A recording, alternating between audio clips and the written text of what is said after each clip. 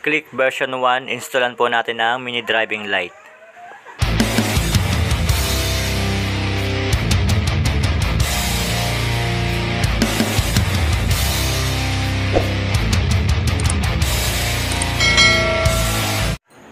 Ito po yung gagamitin natin na 4 wires mini driving light.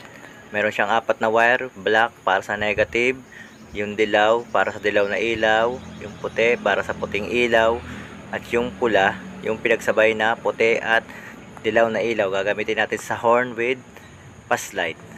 So, dito natin ikinabit yung 3-way domino switch.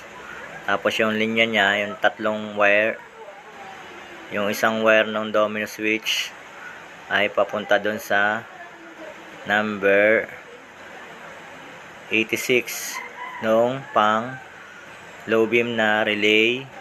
Tapos yung isang wire naman niya na pang high beam papunta naman sa pang high beam na relay.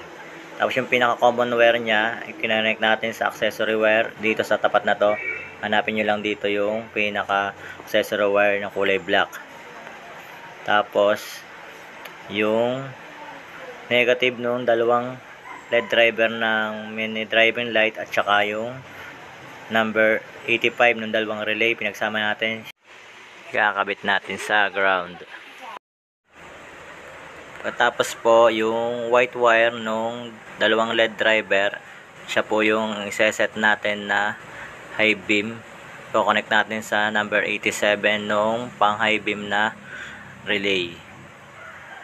Tapos po yung dalawang yellow wire ng LED driver sinet nating low beam, connect natin sa number 87 nung pang low beam na relay. Tapos yung pang-apat na wire, yung kulay pula, kinonect natin siya do sa isang wire sa pinaka-trigger ng busina para pag nagbusina ka, magpapaslight yung mini driving light. Pagkatapos yung number 13 ng dalawang relay, kinonect natin siya sa battery na nilagyan natin ng fuse na may 10 amperes dito sa battery. Tapos po yung mini driving light, dito natin siya ikakabit. Naglagay tayo ng bracket dito, tapos naka nut and bolt dun sa loob para mas matibay.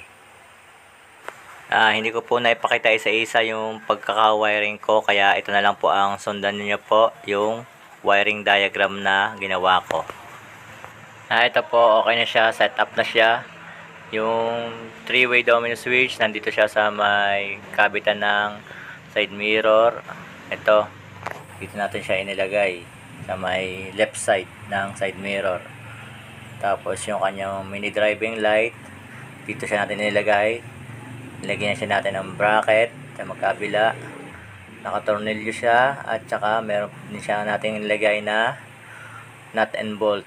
Tornilyo, tapos may nut and bolt pa siya para mas matibay. Testingin na po natin. Ito po, testingin natin yung po niyang high beam, kulay puti. Next po ay yung kanyang low beam, yung kulay dilaw. Tapos yung kanyang horn with passing light.